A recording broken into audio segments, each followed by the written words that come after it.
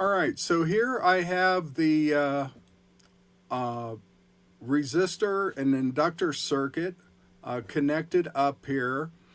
And so I've got my function generator and I have my scope connections on here. Now again, the device is powered. Again, you always want to leave the device powered on while you're using it. If you shut off the power, the software will close and then you'll have to restart the software. So to turn power on and off, you use the software to turn on the actual voltage out of either your power supply or, in this case, my function generator. So I'm going to come up to my function generator connection up here in the top right, and I'm going to turn that on.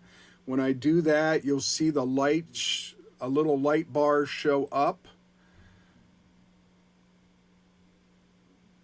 on the function generator waveform output, and we also see the sine wave up here on the main scope section. Now, what I wanted to kind of talk about here is the math feature.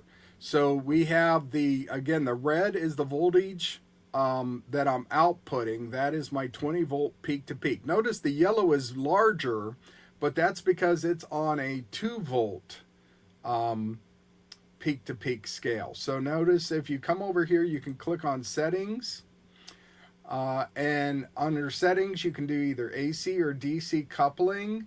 You can set it to a 1 or a 10 times probe, and some other settings there if you need. But what I want to look at here is the math. So we have a inductor and a resistor in series. The red is the voltage I'm putting in. The yellow is the voltage across the inductor, and again, it's on a 2 volt scale, so it looks bigger. But if I change this to a 5 volt scale, right, so the yellow is smaller because of that. Now notice again, we have cursors here. These cursors are yellow because they're actually tied to channel 2 at the moment, and you can change that at your cursor settings here. You can select which channel you want.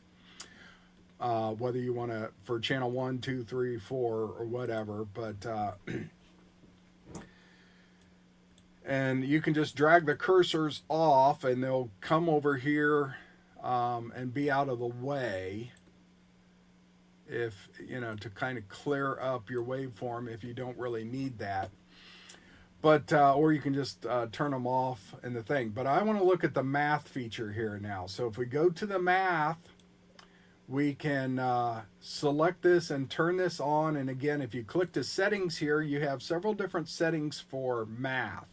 So you have reference 1, 2, 3, 4. Those are your 4 channels coming in. And then you can do arithmetic, and they also have what they call the fast Fourier transform. But if you come over here and you can select your settings for your references here, and if you click on the arithmetic, you can choose your operation. So what I want is A minus B, so that's source A minus source B. So again, source A is the red, so we're doing red minus yellow, and that's giving us the purple trace here, which is the voltage across the resistor for this circuit. So again, it's a resistor in series with an inductor.